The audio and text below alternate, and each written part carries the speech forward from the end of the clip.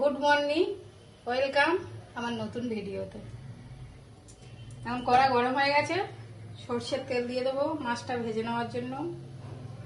করব আলু বড়ি দিয়ে মাছ ঝোল। তেল গরম হয়ে গেছে, মাছটা দিয়ে দিলাম। হয়ে গেছে, এবার তুলে নেব।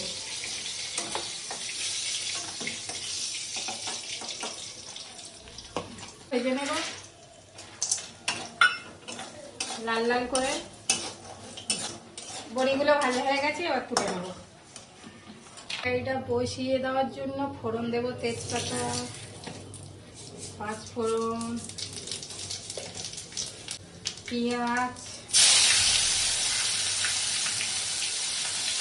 টমেটো একসাথে দিয়ে দিলাম। এটা ভালো করে লাল লাল করে ভেজে দেবো। দিয়ে দেবো আলুটা, একটু ওর সাথে ভালো করে ভেজে নেব। আলুটা ভাজা হয়ে গেছে, এবার দিয়ে দেবো হলুদ, লঙ্কার গুঁড়ো দিয়ে আর একটু ভালো করে ভেজে নেব। পরিমাণ মতো লবণটা দিয়ে দিলাম।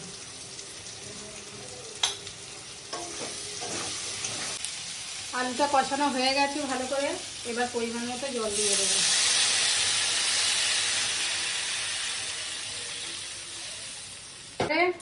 তরকারিটা ফুটছে, মাছ আর বড়িগুলো দিয়ে দেবো একসাথে।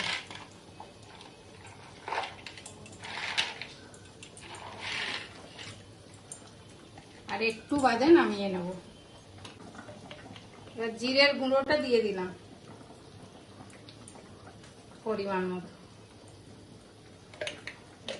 তরকারিটা হয়ে গেছে, এবার নামিয়ে। ভালো লাগলে লাইক কমেন্ট শেয়ার করে দিও। দেখা হচ্ছে পরের ভিডিওতে।